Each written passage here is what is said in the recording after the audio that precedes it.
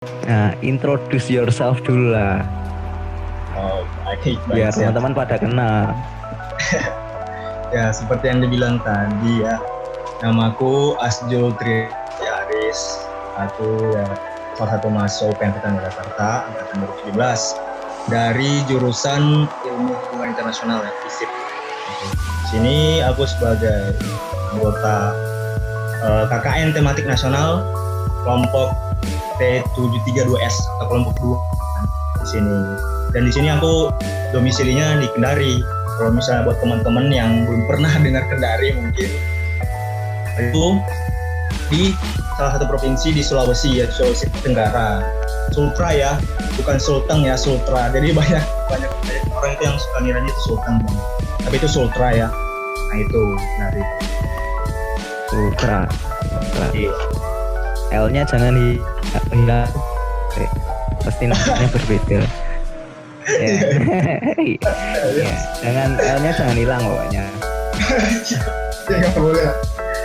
Nggak boleh itu, nggak boleh hilang. Nggak boleh hilang. Jangan. Terus gimana nih kabar KKN di sana? Jauh kan jauh di sana di Sultra. Aman. Gimana ya? Aman sih aman ya. Kalau misalnya daring sih aman aja sih daring. Apalagi kan ya selama internet lancar ya aman aja kalau daring. Cuma yang mungkin agak sedikit susah itu kalau misalnya luring ya. Kalau misalnya sendiri, luring tuh gimana ya?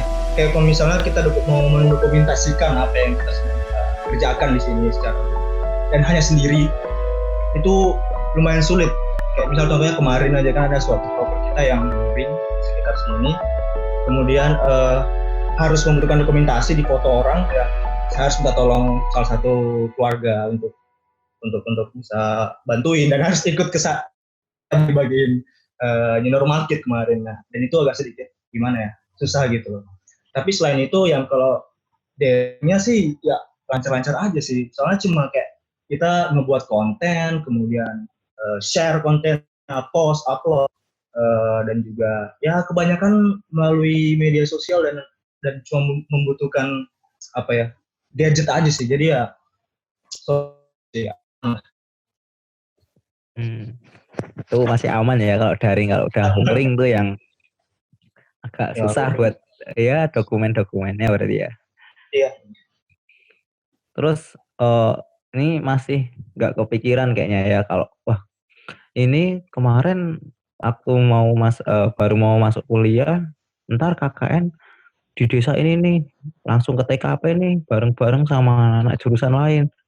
Ternyata di luar ekspektasi malah kita KKN-nya sendiri di rumah sendiri. Nah, itu kayak masih bayangin nggak sih kalau bisa kayak gitu? Padahal kita nggak akan kayak nggak kepikiran gitu kalau ternyata nih di tahun ini malah kita terkena pandemi, bukan terkena maksudnya dalam keadaan posisi pandemi kayak gini. Kebayang nggak sih? Kayaknya nggak kebayang ya. Iya. Kalau kebayang sebelumnya memang bener nggak ada bayangan sama sekali, karena sebelum adanya pandemi ya pasti mikirnya kalau KKN itu ya terjun langsung ditempatkan di suatu desa, kemudian bareng-bareng satu kelompok, tinggal satu rumah dalam waktu 1 bulan gitu.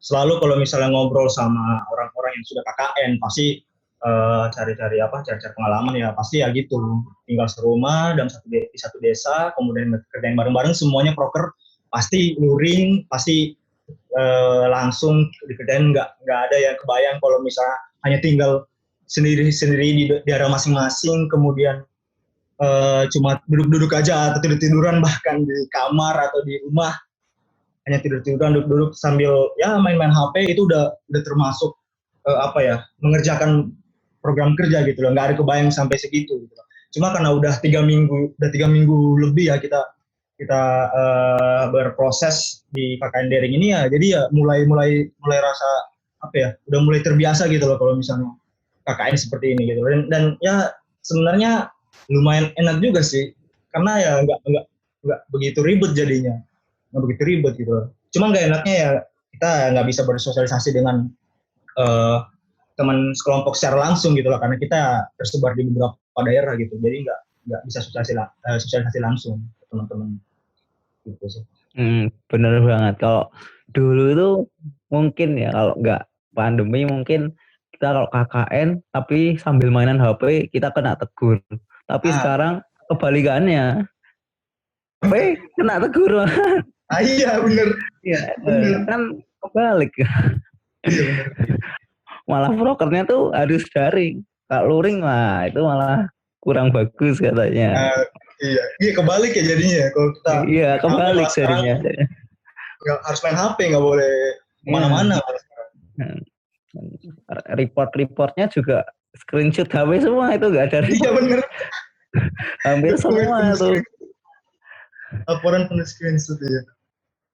Terus selama KKN nih ada kalau misal biasanya kalau luring mungkin kendalanya ya kayak transport susah dijangkau mungkin atau buat kemana-mana susah. Kalau daring kayak gini eh, kendalanya apa sih buat Azul?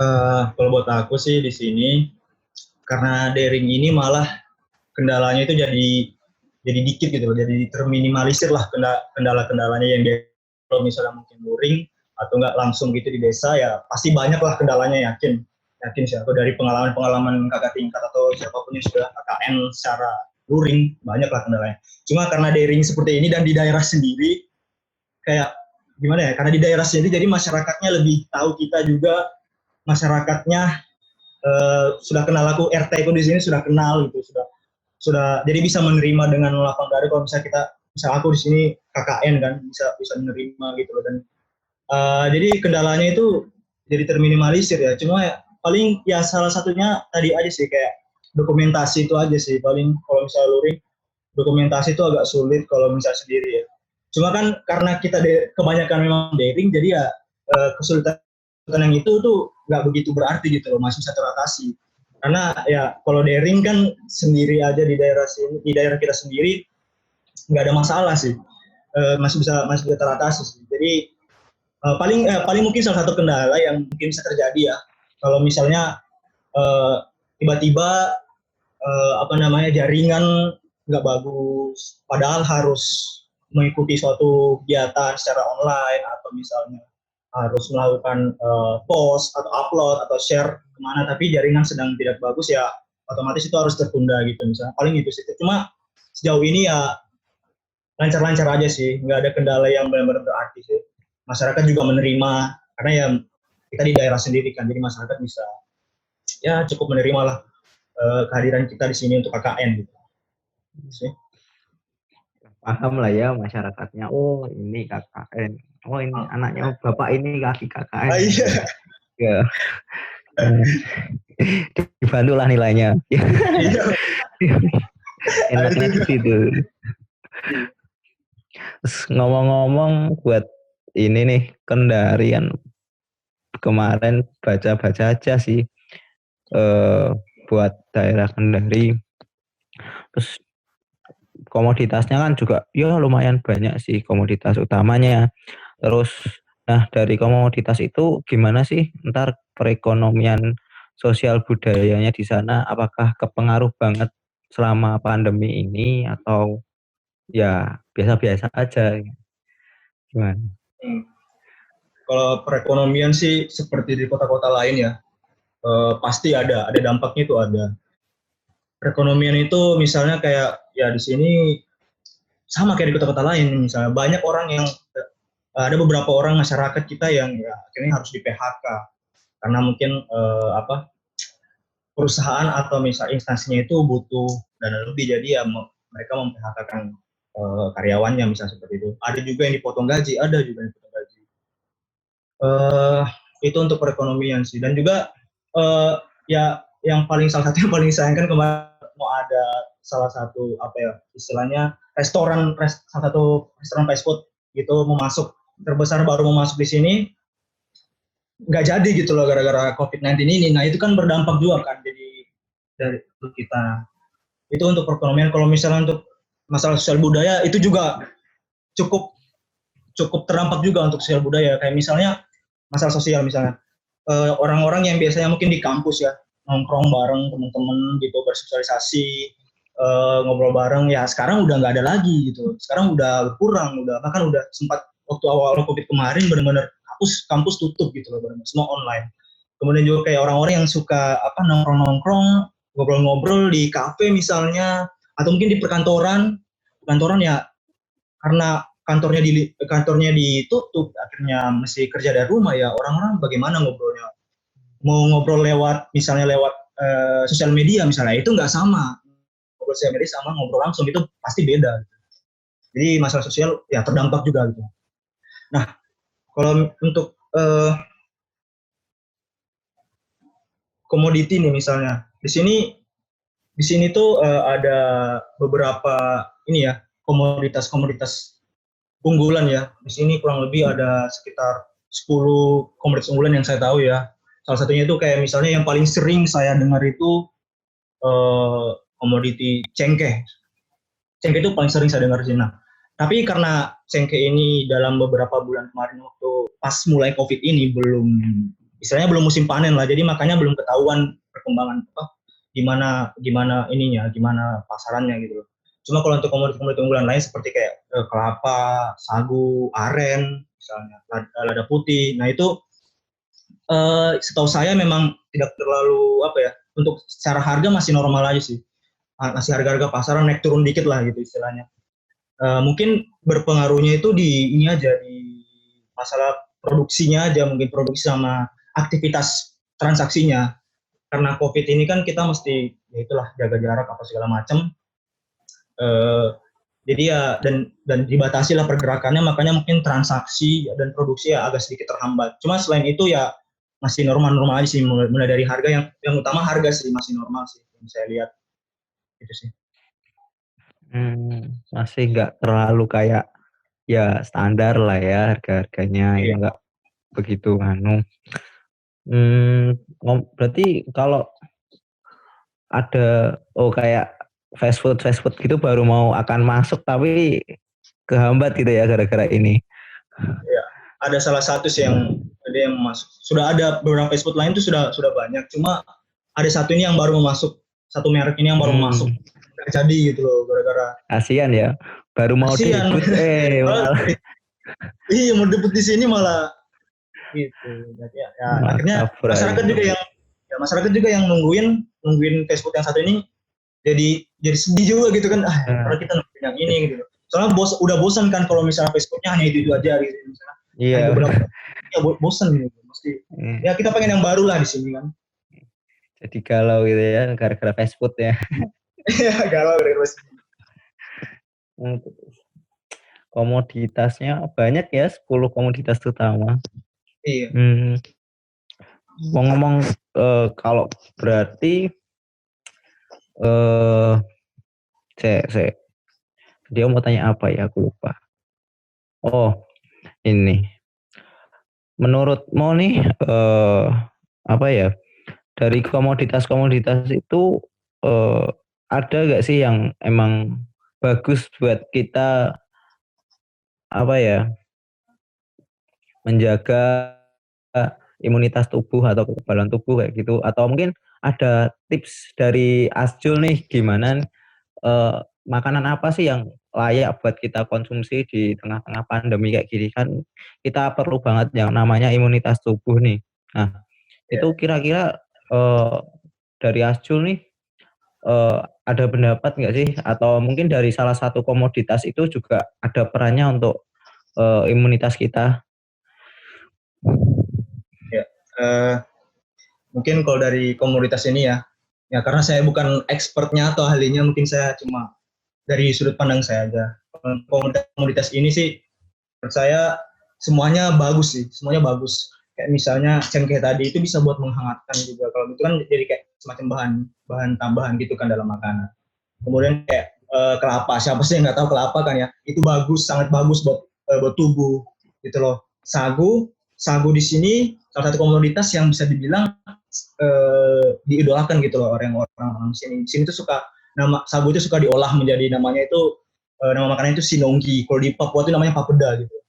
Nah, itu ya bagus juga gitu loh. Jadi rata-rata komunitas-komunitas ini memang bagus untuk imun tubuh gitu loh. Nah, kalau untuk saran buat teman-teman untuk meningkatkan imunitas, mungkin ya makannya ya kurang-kurangilah makan makanan yang apa ya, kayak fast food gitulah, ya kurangilah. Jangan sering-sering makan seperti itu. Kemudian makan makanan yang bergizi kayak sayur.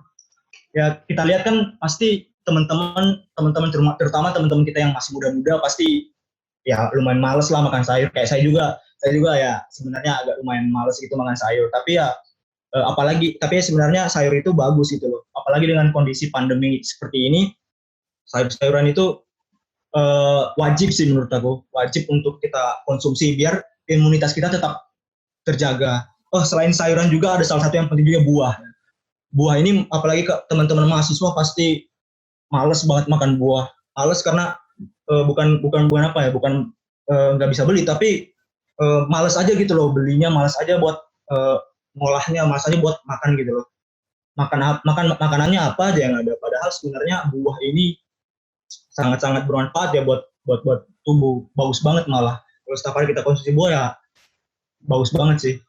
Ini tuh. Terus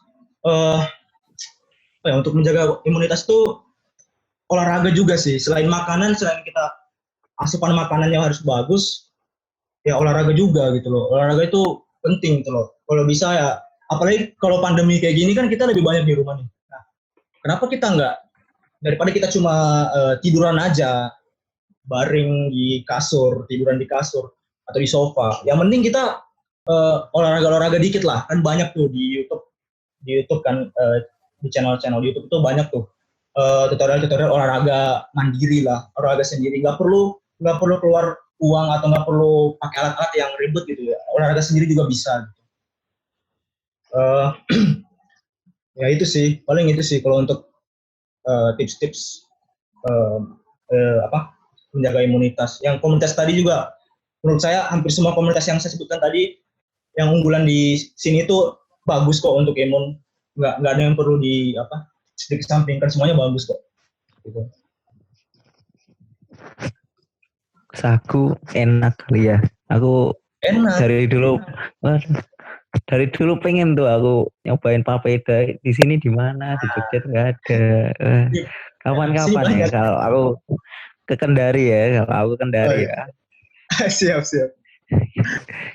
Cobain tuh sagu.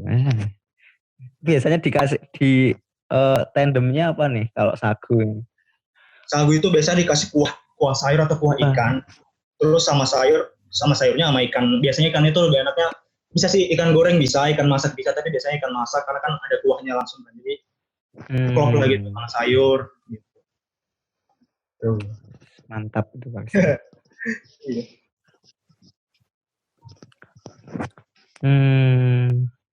Mungkin terakhir sih, dari tadi ngomongin makanan, dari tadi ngomongin komoditas perekonomian. Nah, seproduktif apa sih kamu selama pandemi ini kalau di rumah? Dan biasanya segala macam aktivitas langsung drastis berkurang, yang awalnya sering nongkrong di luar tiba-tiba no lab, yang awalnya sering buat keluar belajar bareng tiba-tiba jadi kutu buku di rumah. Itu produktivitasmu tuh gimana sih kalau selama pandemi ini? Produktivitas kalau mau dibilang kelihatan banget sih berkurangnya. Kelihatan banget perbedaan produktivitas pada saat sebelum pandemi dan saat pandemi, sangat-sangat berbeda. Karena pas pandemi kita sebelum pandemi kita bebas aja gitu, mau nongkrong kemana, mau ada urusan apa, langsung gas aja gitu loh. Enak aja. Tapi dengan adanya pandemi ini kan ya nggak bisa. Kita bisa keluar kalau ada urgensi aja, kalau misalnya ada sesuatu yang harus. Jadi ya produktivitasnya sangat-sangat berkurang. Paling cuma kayak cuma kegiatan perkuliahan aja, misalnya kayak kuliah, itu pun kuliahnya pun daring semua gitu loh, mulai dari kelasnya, mulai dari ujiannya, mulai dari apa ya, eh, kayak KKN ini pun juga, kegiatan KKN ini pun juga daring gitu. Jadi yang biasanya kita ngampus, datang kampus pagi, pulang sore, ya udah nggak pernah lagi gitu loh, karena ya kampus juga udah nggak bisa, semua kegiatan juga udah online, udah daring. Jadi ya kita di rumah aja, buka laptop, buka HP, udah bisa masuk kelas gitu loh, udah bisa ujian, bahkan udah bisa ngerjain tugas, bahkan nggak perlu ke kampus lagi.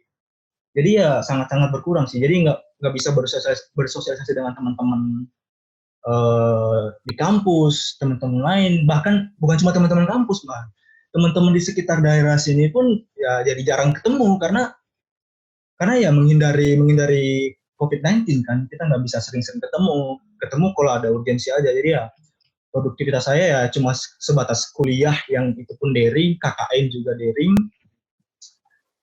dan di luar itu udah nggak ada lagi aktivitas produktif saya yang lain, kayak misalnya apa ya, misalnya mungkin jualan atau apa, saya nggak belum sampai ke situ.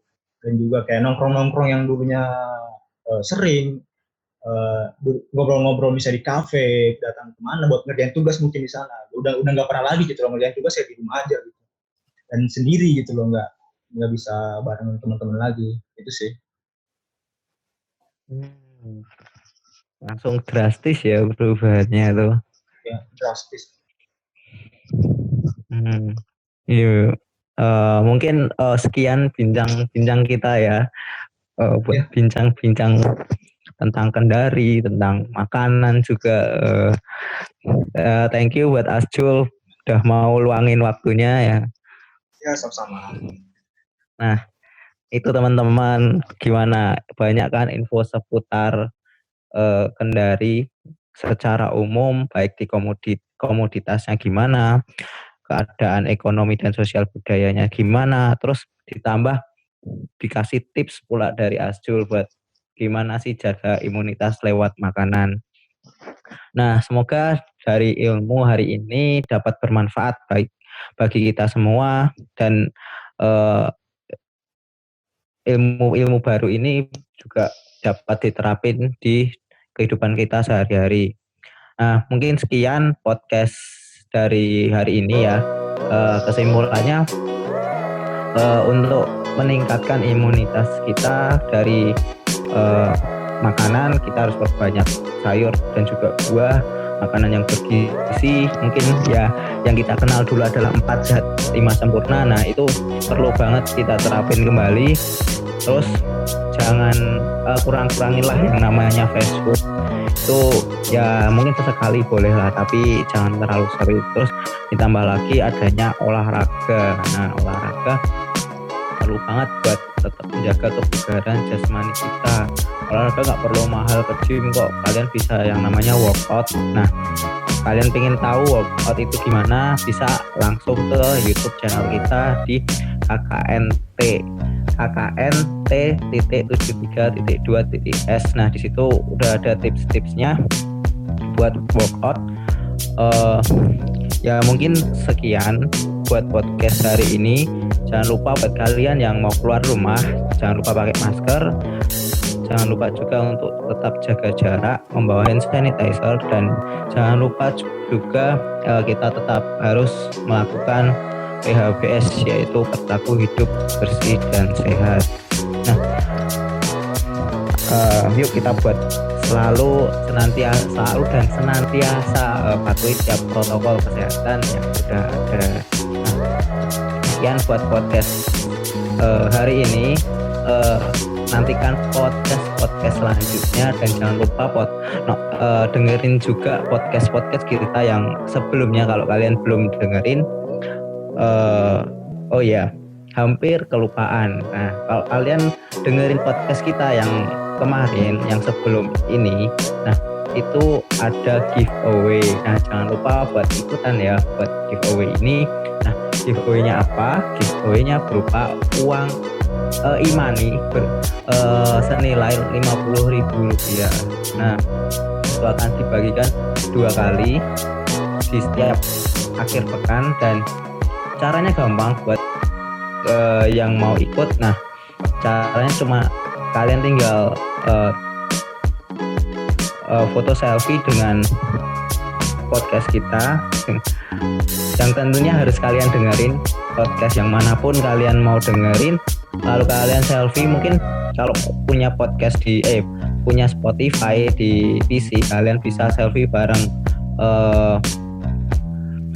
homepage-nya podcast kita. Lalu kalau yang mungkin nggak ada di PC, kalian bisa screenshot juga dari HP kalian, lalu kalian storykan dan tag ke IG kita @kknkokpanik. Nah, berikan caption value apa sih yang kalian dapat dari podcast kita, lalu atau kalian bisa kasih kritik dan saran, atau kedepannya kita harus kasih info apa sih buat kalian semua. Nah, itu gampang kan syaratnya, gampang banget itu. Oke, nggak usah lama-lama, langsung langsung selfie aja deh habis ini, enak gitu kan. Nah, mungkin sekian untuk podcast kelima mungkin ya, saya nggak ingat ya, pokoknya itu. See you in the next episode. Stay safe and stay healthy. Bye bye.